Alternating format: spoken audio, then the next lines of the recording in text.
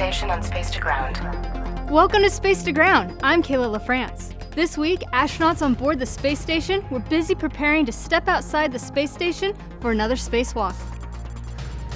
Last Friday, NASA astronauts Nick Hague and Anne McClain conducted the first spacewalk in the series of 3.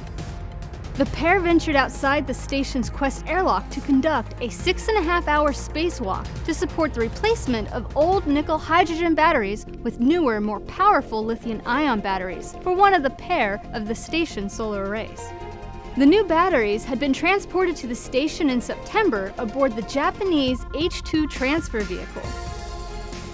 This week, NASA astronauts Nick Hague and Christina Cook continued the external work on the station's power system when they conducted the second spacewalk.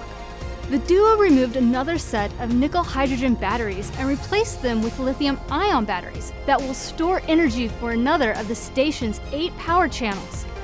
This spacewalk completed the second round of upgrades to the station's power system that began with similar battery replacement spacewalks in January 2017. The third EVA in the series will be conducted on April 8th by NASA astronaut Anne McClain and Canadian astronaut David St. Jacques. During this EVA, the 2 spacewalkers will deploy jumper cables between the Unity module and the S0 truss at the midpoint of the station's backbone.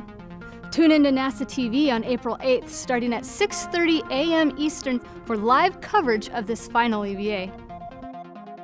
This week's question comes from Stephen, who asked, how many experiments to date have been conducted on the space station?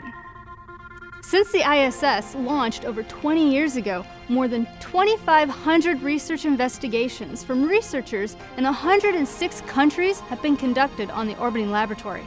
These experiments cross many different fields, including astronomy, biology, earth science, physical science, technology development and demonstration, and human research. Keep sending in your questions using the hashtag #SpacetoGround. We'll see you next week.